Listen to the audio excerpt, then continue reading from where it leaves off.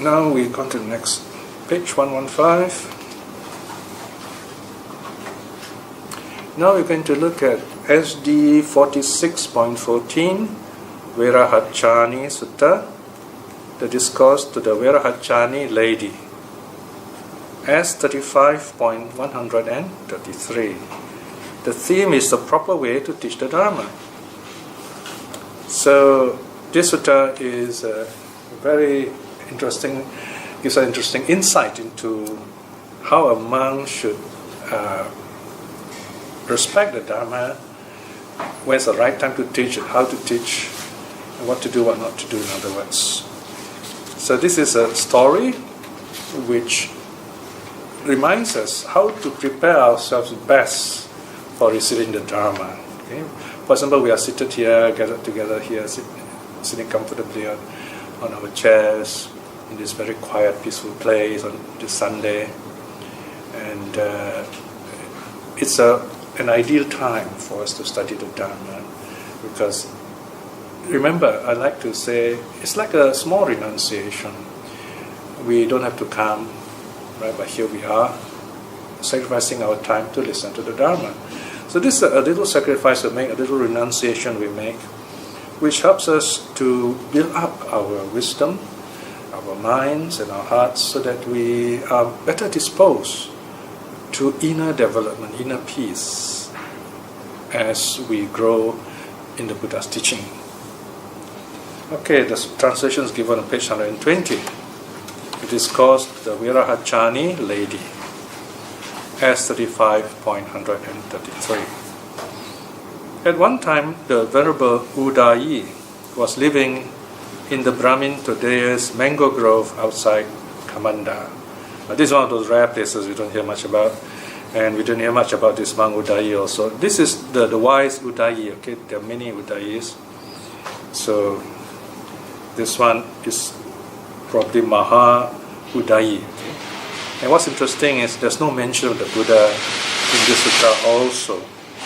So it is possible that this sutta records events after the Buddha has passed away, or it could record an event which happened quite far away from where the Buddha was residing.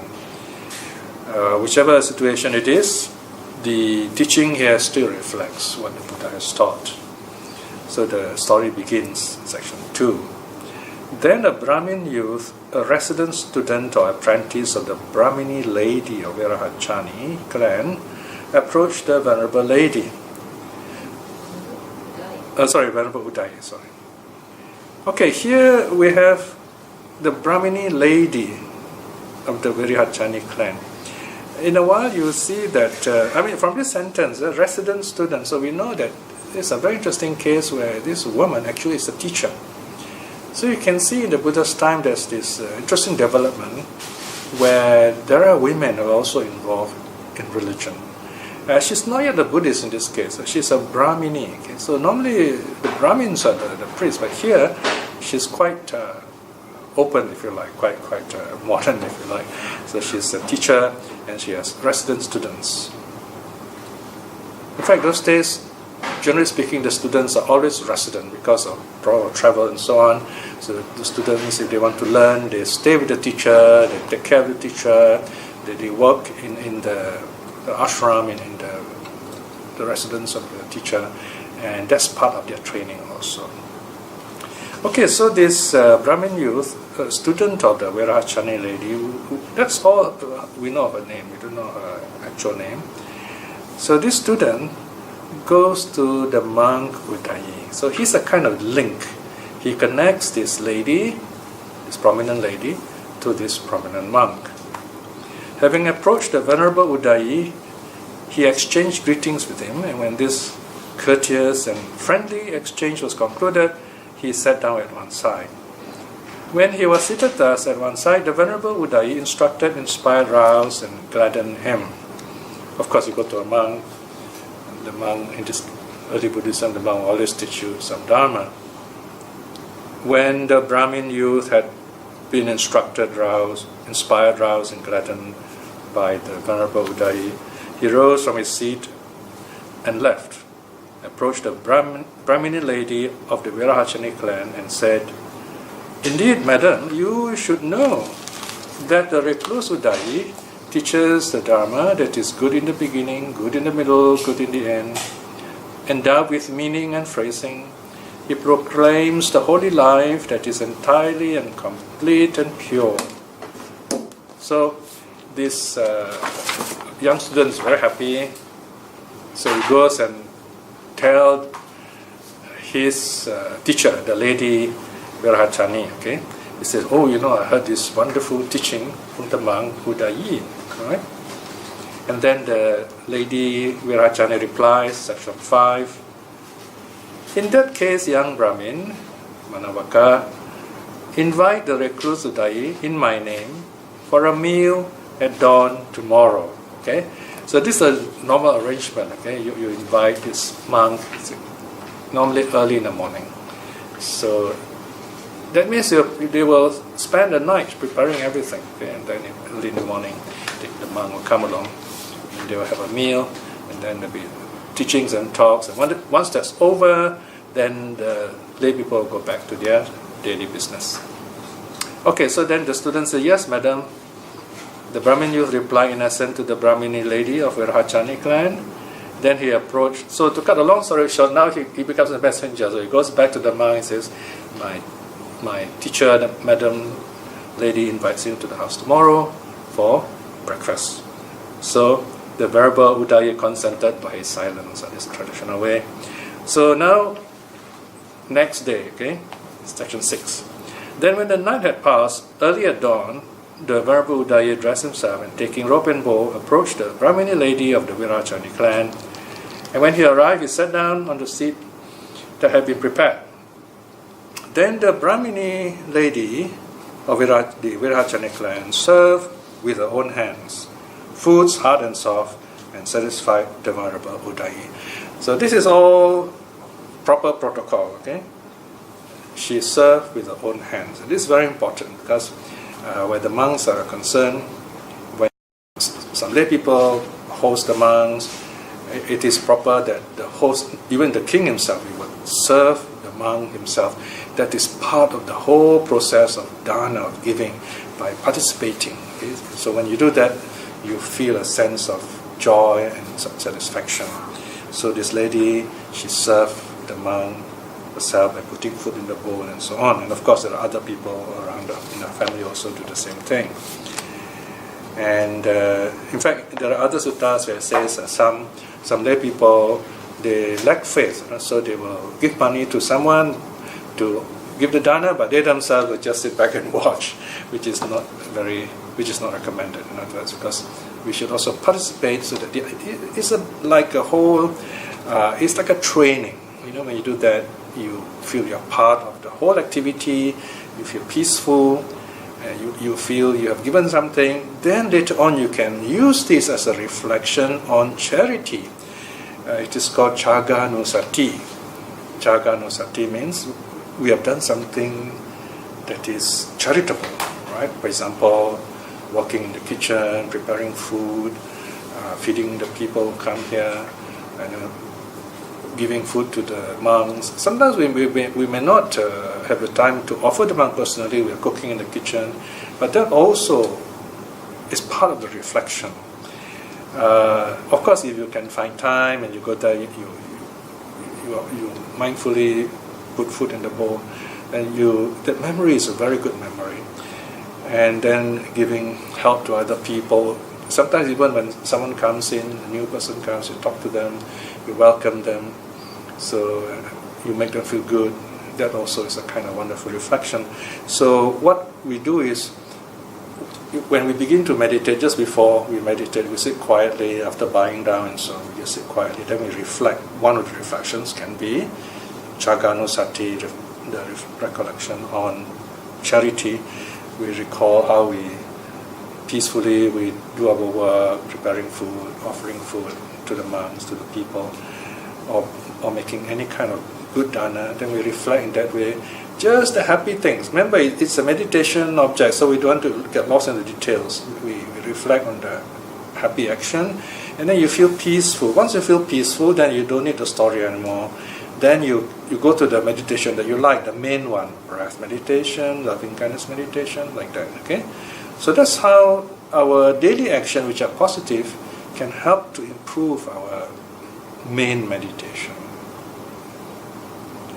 Then,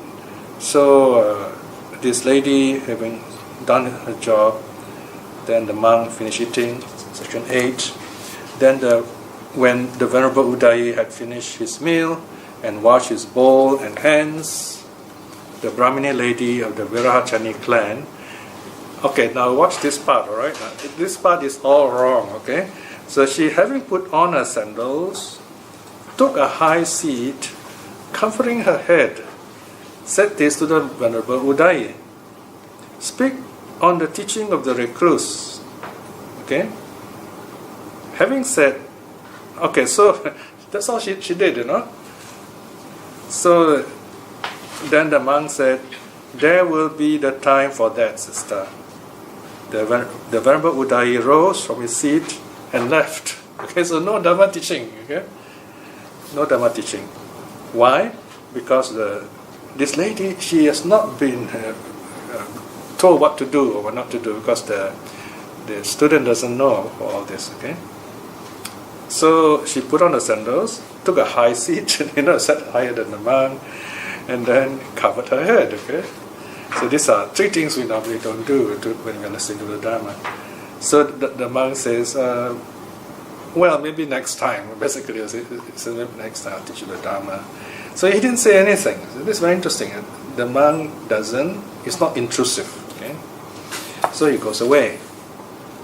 Now for the second time, the Brahmin youth, resident student, apprentice of the lady of Virachani clan, approached the monk Udayi. So this student goes and see the monk, and he approaches him, have polite talk with him, and then sits down at one side.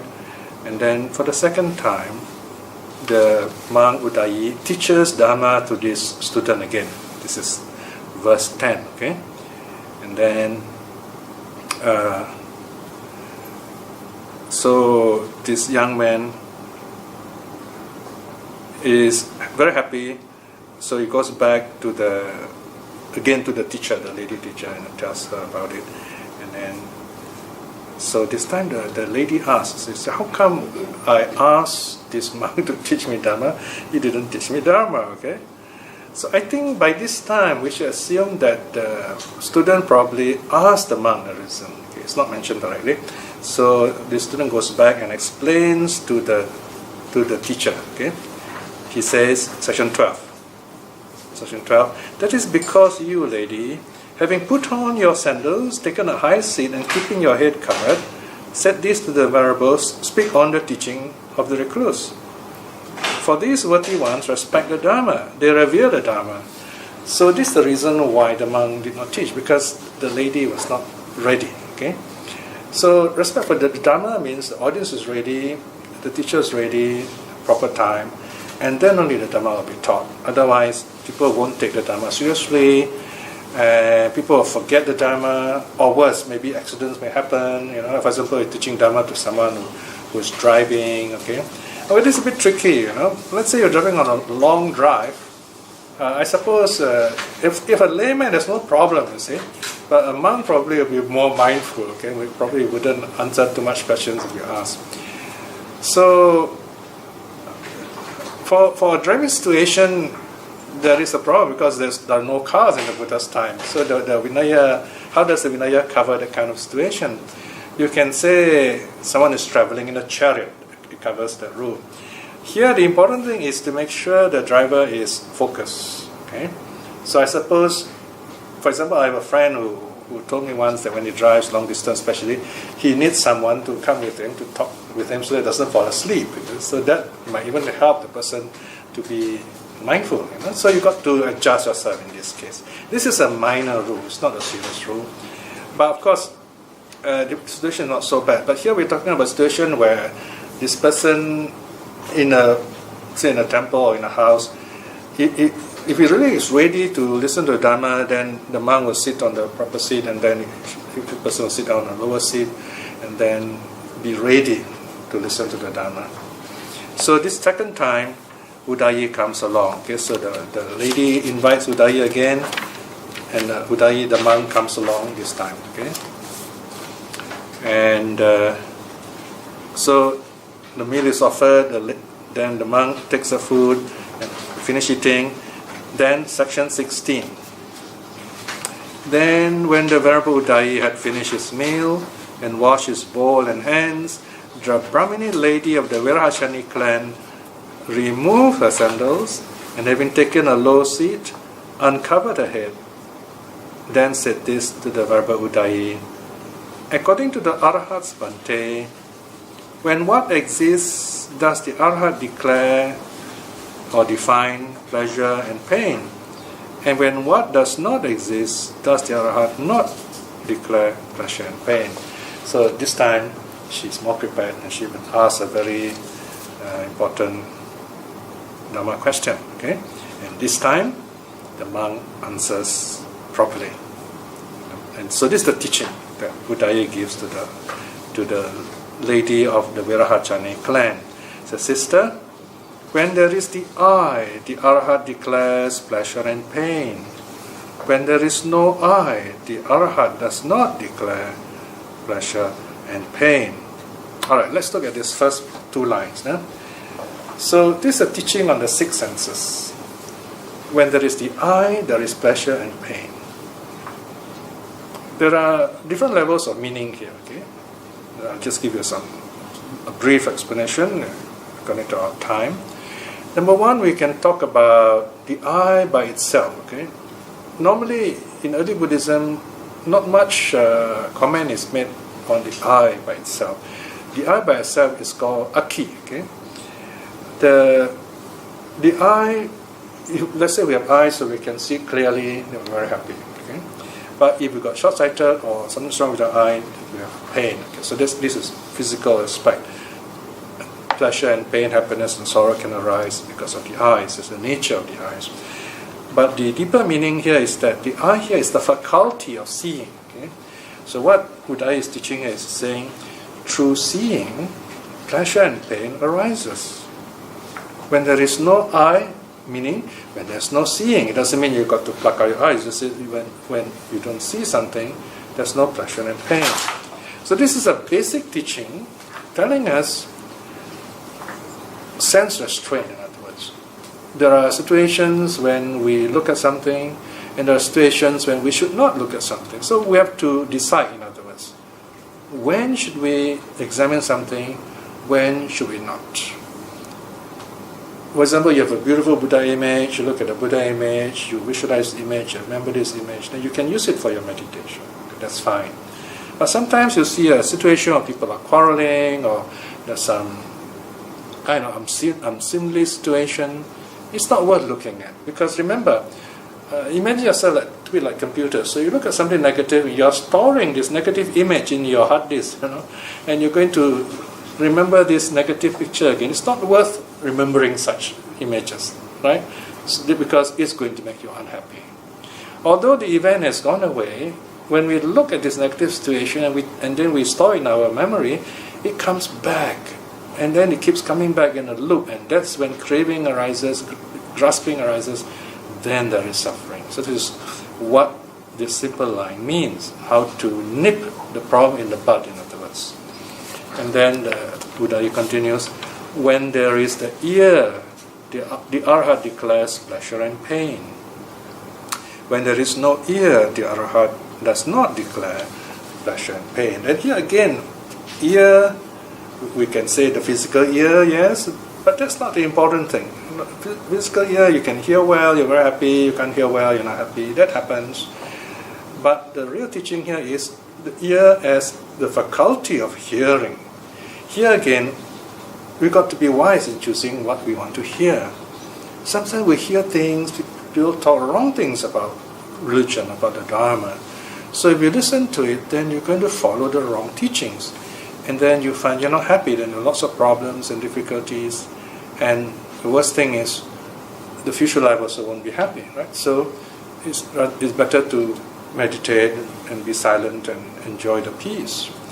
On the other hand, if you listen to a good Dharma talk or read a good sutta you can understand, or listen to someone reading the sutta, then you find it's something pleasant and happy, and it helps you to be happy.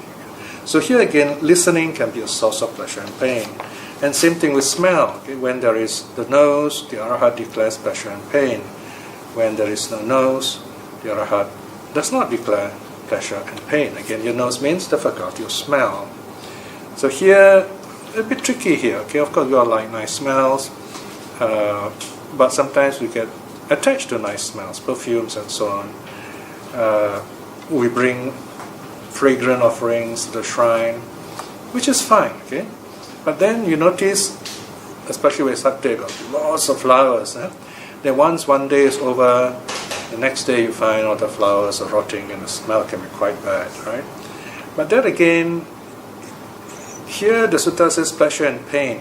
So when you smell that bad smell, that once beautiful flower which was very fragrant the day before, so this time you say, wow, look, this smell is very bad, right? So you reflect on impermanence. You say, previously these flowers were beautiful, they were bright and fragrant, but now they are rotting away, smelling bad. So life also is like that, our body also is like that. So once you reflect in that way, there's less attachment to yourself.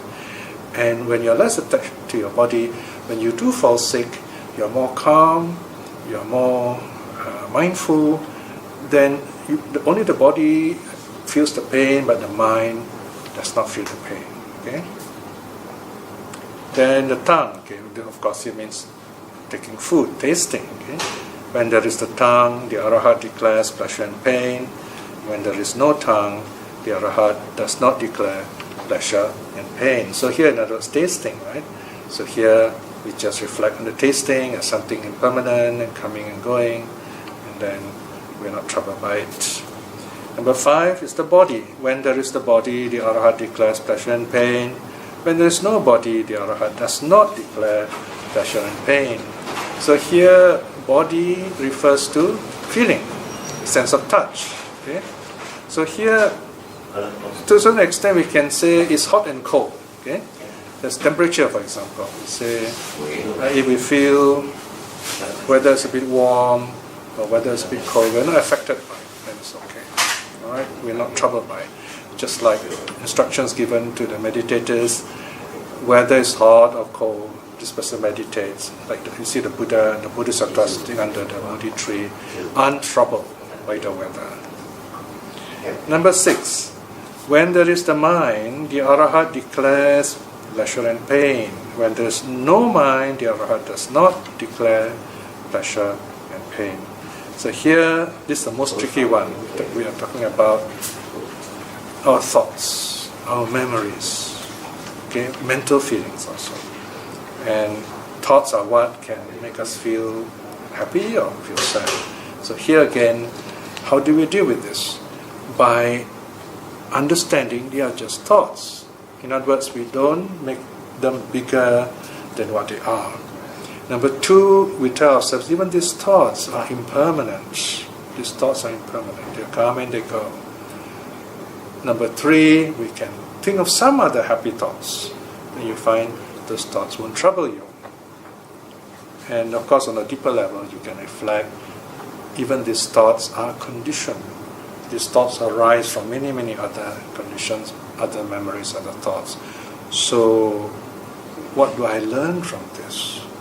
Why do I think this way? So by asking the right questions, you begin to understand how your mind works, you begin to understand yourself better.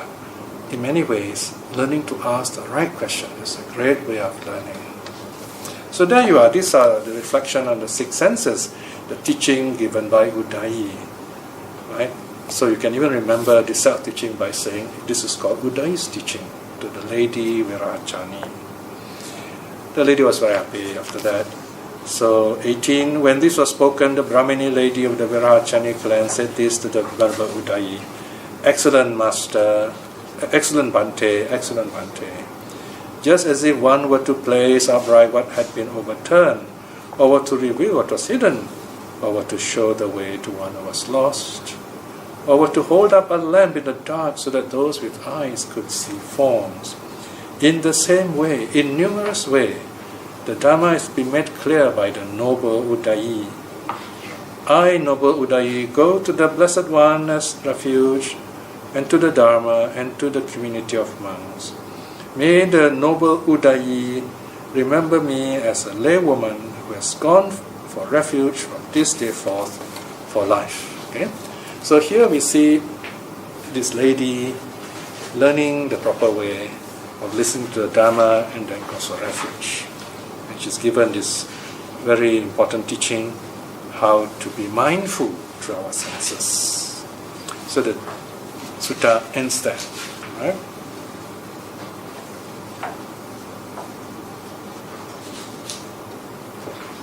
Okay, as usual, this is question time. Anyone wants to ask anything? Yeah, can you explain the Dharma that is good in the beginning, good in the middle, and good in the end? Okay, that's somewhere at the start, huh? When the student talks to the lady. What number is that? 4. Okay, section 4. You can see, starting from, indeed, madam. Can you see that word there? Third, fourth line, indeed, madam. And then further down. Next line, teach us the Dharma, good in the beginning, good in the middle, good in the end.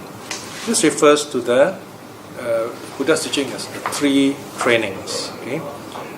The first training is to train our body and speech. As Buddhists, that's what we do. That is moral virtue, keeping the precepts. This is good because it helps us to calm our body and speech in preparation for mental training. Mental training is number 2, good in the middle. So middle training is training of the mind, learning to let go of negative thoughts, unhappy memories, and so overcoming the hindrances, then we are more at peace. Right? So that's also good, middle training. And then the last one, the end, okay? The end training is training in wisdom. So this one, in other words, is we reflect on what's going on around us, inside us, okay? Reflecting on impermanence especially. And with that, wisdom arises. Wisdom of impermanence, wisdom of that is suffering, wisdom of non-self. And that is also good because we understand true reality. And when you understand true reality, then your life also is not troubled by things which are changing, which bring pain, and which have no essence at all. Okay, so this is beautiful. Sometimes the word is good, sometimes beautiful, so it's used in the end. Okay, any other question? If no questions, we end early here. Okay, all right. So let's do a short reflection.